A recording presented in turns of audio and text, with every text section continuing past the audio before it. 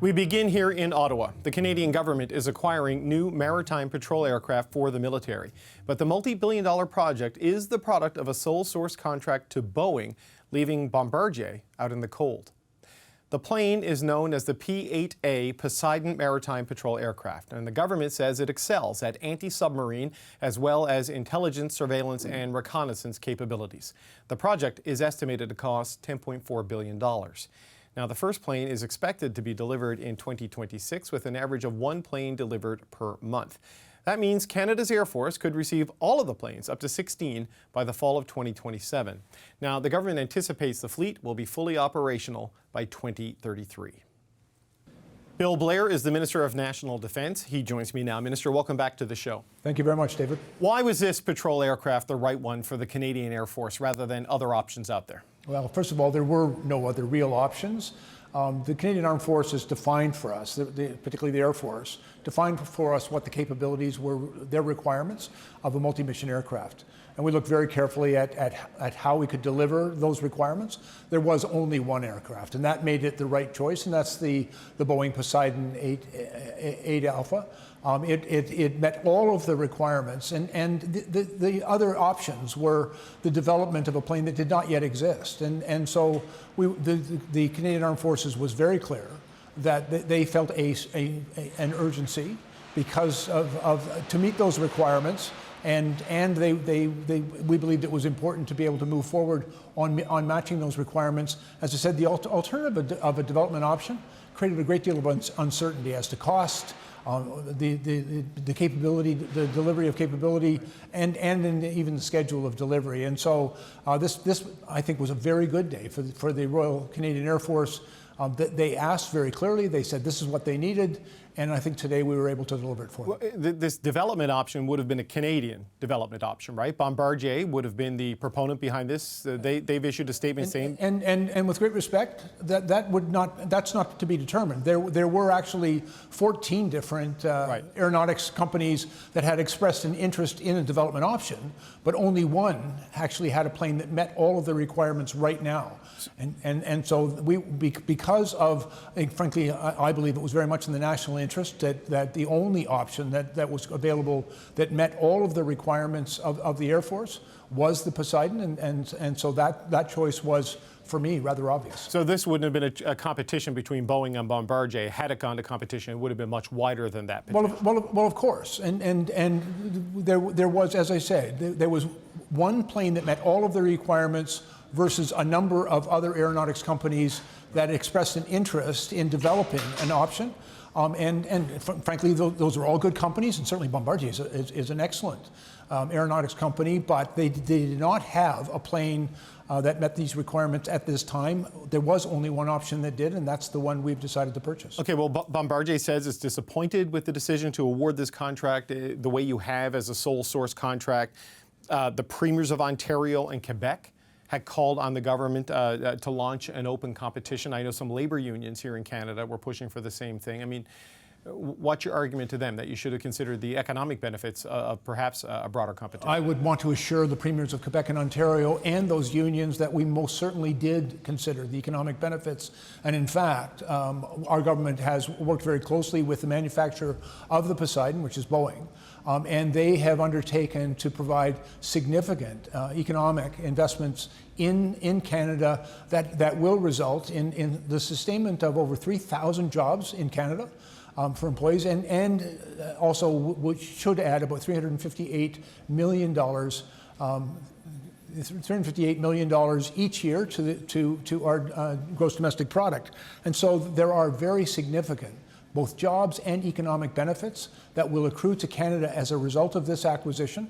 That was a very important part of this investment. You know, we're buying the planes, and there are already a number of very important Canadian companies that will benefit from the extension of this aircraft and its use in Canada. But as well, we've got additional significant investments to make in infrastructure and in maintenance and other systems of supply. And Canadian companies will benefit quite significantly from those investments. But in terms of the economic benefits of doing it as an open competition, where potentially a Canadian company like Bombardier could have built it, you're essentially saying here for the interest of operational readiness and function for the Canadian Air Force, you had to choose this plane because of its readiness capacity rather than the economic potential of an open competition? Well, I don't want to dismiss the importance of the economic benefits that will accrue from this acquisition. But at the same time, as the Minister of National Defence, I listened very carefully to the Royal Canadian Air Force. They were very clear on the capability requirements that they required. They also described a situation of some urgency. They were very concerned about not being able to meet these requirements in a timely way. We've been using the CP-140, the Aurora, for nearly 40 years. By the time it reaches the end of its life cycle, it'll have been in service for nearly 50 years. And so it was really important to the Air Force that we move forward in an effort to meet the requirements that they had described, and the only option that was available to us was the Poseidon P-8. Okay, so you've taken these steps to meet the requirements that the Air Force has described. There was a video released by the head of the Navy outlining the requirements that they have. A very stark warning in this video released on the Navy's YouTube page. I just want to play a quick clip here. Sure. Colleagues and shipmates, the RCN faces some very serious challenges right now that could mean we fail to meet our force posture and readiness commitments in 2024 and beyond. The RCN is in a critical state, with many occupations experiencing shortages at 20% and higher. There's a simple reason for this. Despite their very best efforts, CFRG has not delivered the required intake for the RCN for over 10 years. So, Minister, that's a pretty stark warning from the head of the Navy that recruitment hasn't been met for 10 years. They essentially don't have enough sailors, don't have enough ships. They don't have enough sailors to sail, and they don't have enough ships to train.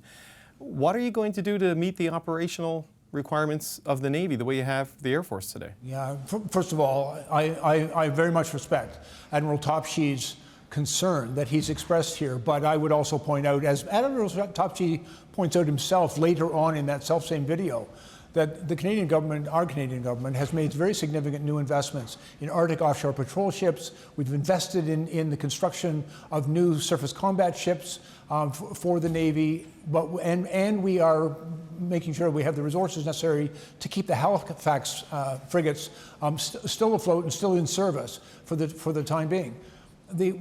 Just last week, in direct response to a concern that Admiral Topshee had raised, we just announced $188 million into a new training center for Halifax Force Base for the Navy.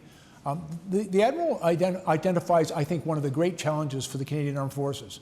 We have to do a better job of recruiting the very best and brightest of Canadians into our armed forces. A big part of that is making sure that we provide them with the supports that they require, but also to make sure that we've got the ships, the planes, the munitions and the tanks that'll enable them to do the important job. I believe the investment we announced today is going to be it's really good news for the future of the Royal Canadian Air Force. Delivering on those Arctic offshore patrol ships and the new surface combatant ships is also going to be really good news.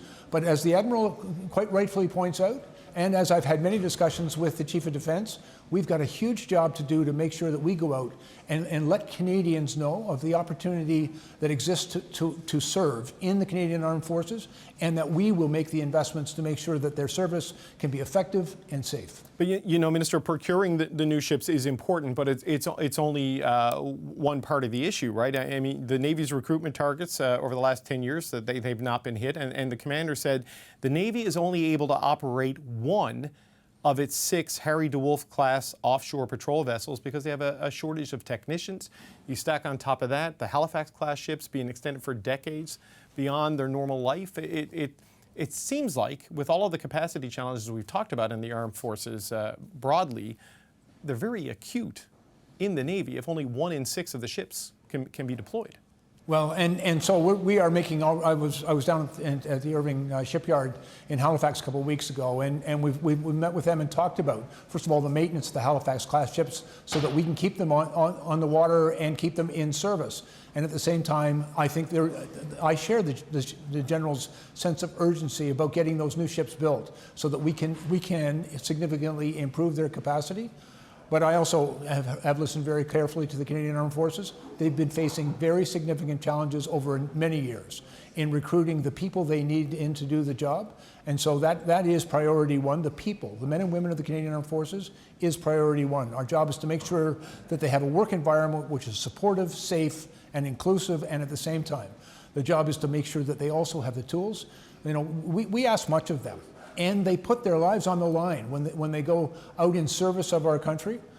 Our job is to make sure that we have the very best of them, that have the best training and the best supports, the best tools to use to do that job.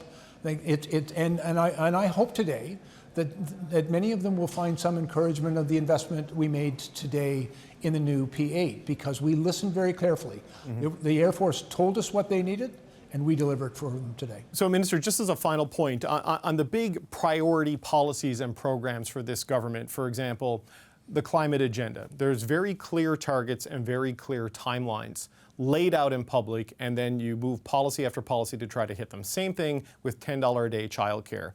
When do we see a very clear timeline for recruitment gaps being filled and equipment gaps being filled for the Canadian Armed Forces? Yeah, a couple of things, David, on that. In 2017, we came forward with a strong, secure, and engaged defense policy. Being updated. It involved very significant new investments, and some of the money that we're spending today on the new P8 is money that was dedicated at that time in 2017, because we recognized that we were going to have to make changes in that platform. They identified way back in 2017 that the Aurora 140 was not going to be able to be kept in service beyond 2030. And so we've been acting on that, and we're delivering on that. And at the same time, we've already indicated in our last budget that we'll be bringing forward a new defense policy update, because there are additional significant new investments that have to be made. But I think the great challenge of making sure that we get the people in the door, right now, the Canadian Armed Forces is actually budgeted for almost 16,000 more people than they currently have. And so that's my number one job, is working with them to help them solve their recruitment challenge. And they also face challenges in retaining the best and the brightest. There are some extraordinary men and women in the Canadian Armed Forces. We've got to make sure that we support them as they do that important job for us, so that they can stay and continue to support their families and have a rewarding career in the Canadian Armed Forces. That is the number one challenge for the Armed Forces. It's my greatest responsibility, and I think it's the Admiral and the General's responsibility as well. Minister of National Defence Bill Blair, thanks for your time today. Thanks very much, David.